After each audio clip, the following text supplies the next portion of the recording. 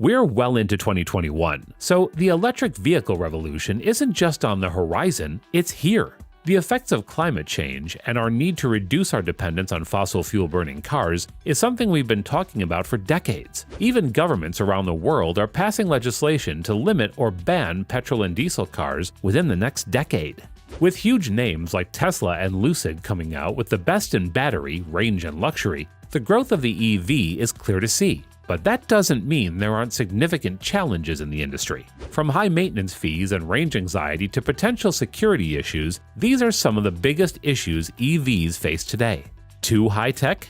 There can be such a thing as too much technology. Although EVs aren't the only cars that can be hacked, they are more vulnerable to attacks. The problem is EVs are increasingly high-tech, which leaves more opportunities for hackers. As more electric cars are connected to the internet, they get easier and easier to discover and attack. And it's not just a data breach or getting your car stolen you need to worry about. We're talking about tons of metal here, which can be steered remotely and potentially cause massive destruction to public property. And also, injure or kill people. And this isn't a far-fetched idea. It was shown to be possible when a Chinese company hacked a Tesla Model S in 2016. Well, Tesla has fixed that problem now. But for how long?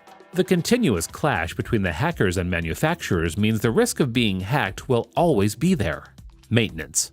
Let's keep costs aside for a minute. How many mechanics in your area deal with electric cars? Although EVs generally require less maintenance, if your EV has been caught in an accident, you'll probably need to visit a workshop, and it's very likely you won't be able to tow your car to your neighborhood garage. Well, if you live in a place where everything comes right to your doorstep, like Dubai, that's not such a problem. But then there's the matter of exorbitant fees. EVs require less maintenance because they have fewer moving parts. If a gas-powered car has 2,000, EVs will have about 200. But less mechanical parts doesn't mean less problems. EVs have complex electrical components like power steering motors and high-voltage relay banks, not to mention the giant battery packs sitting below your feet. The battery pack is the most important part of the vehicle, and it's more expensive than the motor itself. The state of the battery determines everything about your car. If you keep it out when it's too hot or too cold, it can get damaged. If you charge it too much, the battery can die. An EV battery also has a lower temperature operation range of 59 to 113 degrees Fahrenheit, as opposed to an internal combustion engine which ranges from -30 to 122 degrees Fahrenheit.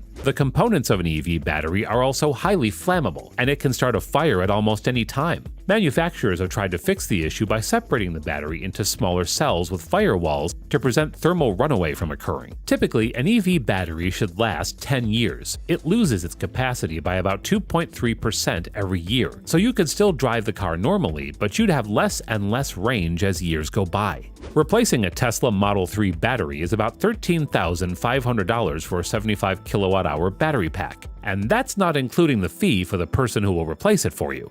We're not saying you have to learn to dismantle a car and do it yourself, but for $13,500, you might have to. Range anxiety and battery charging. It's a problem they have had from the start, and it won't go away until GM comes out with their battery that is rated for 1,000,000 miles. When swapping to an EV, your range is usually cut down by half or even more, and it doesn't help that cheaper EVs have a significantly lower range, which most drivers would struggle to get used to.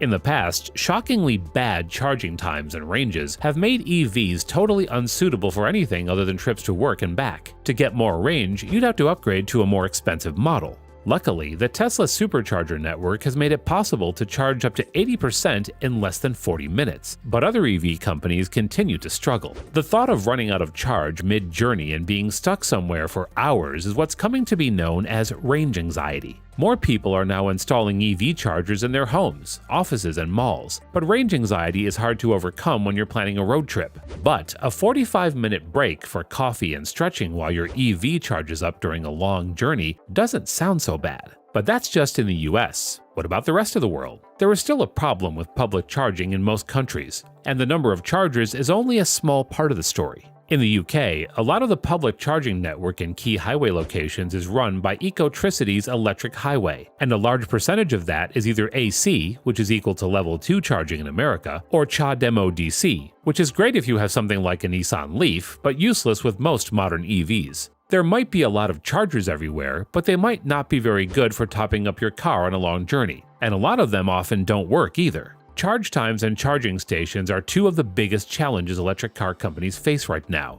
Access to high-speed charging is improving, but if we're hoping to turn all electric by 2030, there need to be enough charging points to cure range anxiety and charging problems.